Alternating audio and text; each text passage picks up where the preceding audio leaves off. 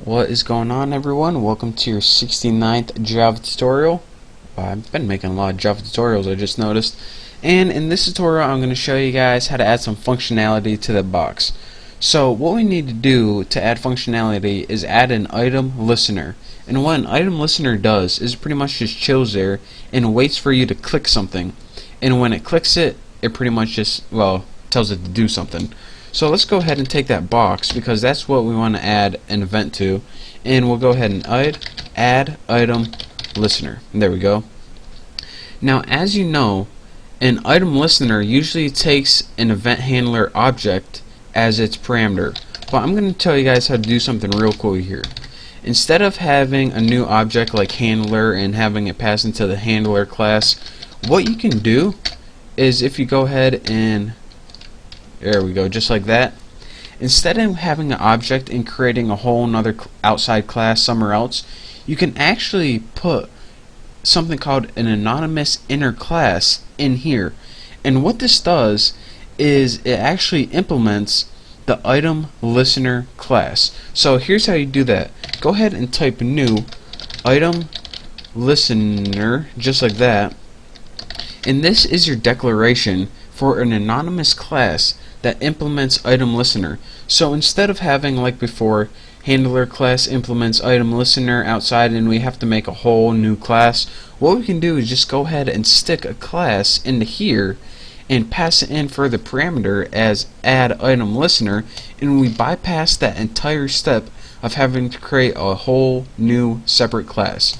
So again, since we named an anonymous class that implements item listener, we need to use that method, and that's called item state changed, as you can see right there.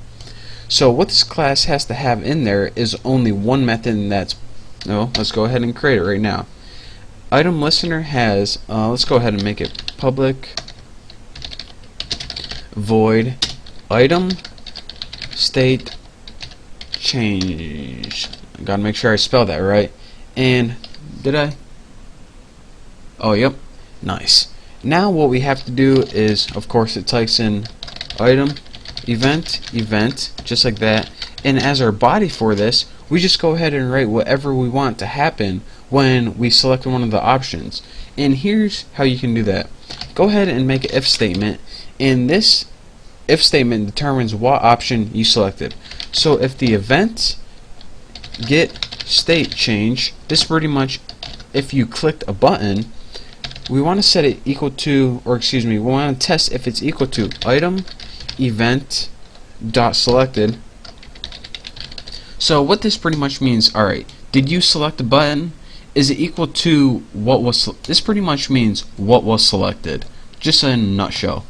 So what was selected, first of all, whatever you select, we want to take that picture, and remember this is just the picture that appears on our screen. We want to set icon, which pretty much means change the image, to, and the parameter says what icon do you want to change to. Well, we have an array called pics, and but we have, the thing is, we have two elements or two images in this one. So what one do we select?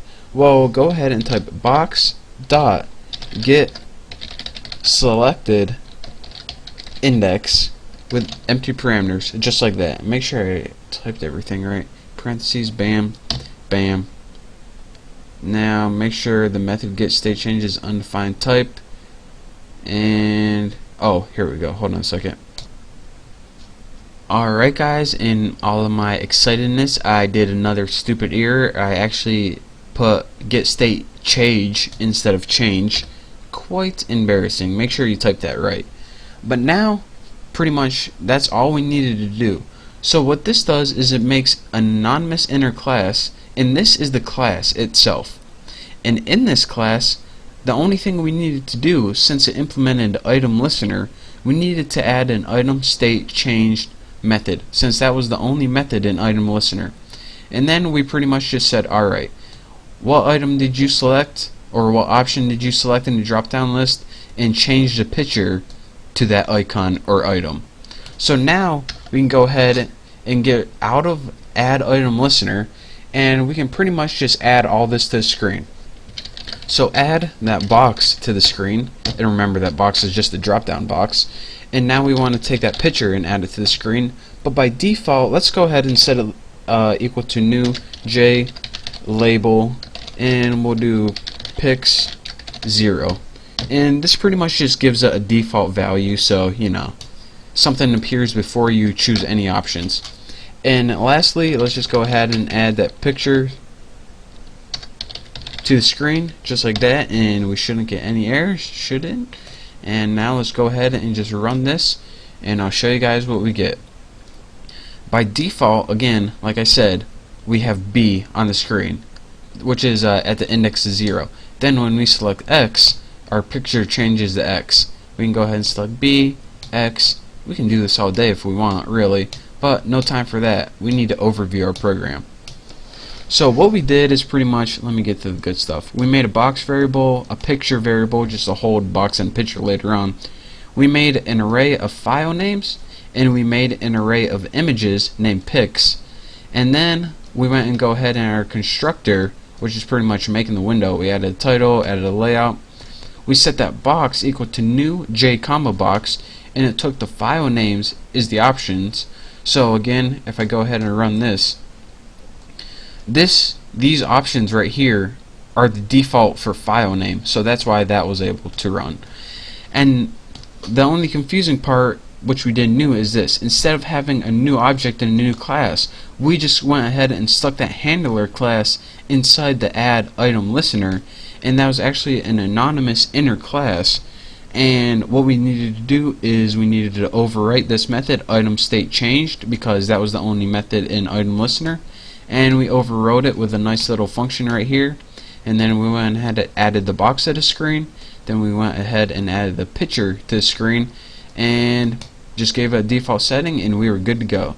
So again, here is our awesome little program right here, flawless, no bugs, no anything.